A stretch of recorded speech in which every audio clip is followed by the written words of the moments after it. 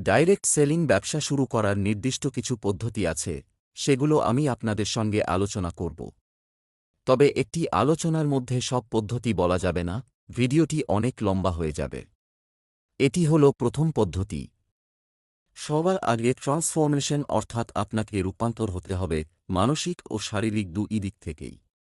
এর একটি উদাহরণ, আমরা সবাই শুঁয়োপোকাকে দেখেছি। আচ্ছা বলুন তো, আমরা সবাই শুঁয়োপোকাকে হাতে নিয়ে আদর করতে পারি কি? না, আদর করি না, কারণ শুঁয়োপোকাটির সারা শরীরে একটি শুষ্ক লোম দ্বারা আবৃত থাকে, যেটাকে স্পর্শ করলে আমাদের শরীরে শুঁয়োপোকার শরীরে থাকা লোম বা কাঁটা ত্বকে লেগে গেলে অ্যালার্জি, একজিমা, চুলকানি, তীব্র জ্বালা, ফোলাভাব ও ফুসকুড়ি দেখা যেতে পারে। অর্থাৎ শারীরিক একটি ক্ষতি হতে পারে, সেই জন্যে আমাদের সবার ভয় লাগে।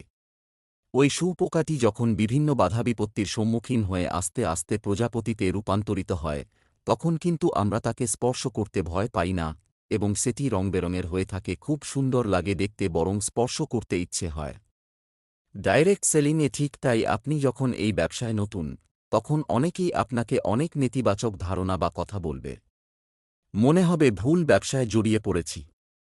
এই ডাইরেক্ট সেলিংয়ের সঠিক গুরুর পরামর্শ ও বিভিন্ন ট্রেনিং নেওয়ার পর বিভিন্ন প্রতিকূলতার সম্মুখীন হবেন। বিভিন্ন বাধা বিপত্তিকে সরিয়ে যেদিন নিজেকে লিডারে রূপান্তর করবেন, সেদিন সবাই আপনার কাছে আসবে। যদি আমার এই আলোচনাটি আপনাদের ভালো লেগে থাকে, তাহলে লাইক, কমেন্ট ও শেয়ার করতে ভুলবেন না। আর কিছু দিনের মধ্যে দ্বিতীয় পদ্ধতি আসতে চলেছে।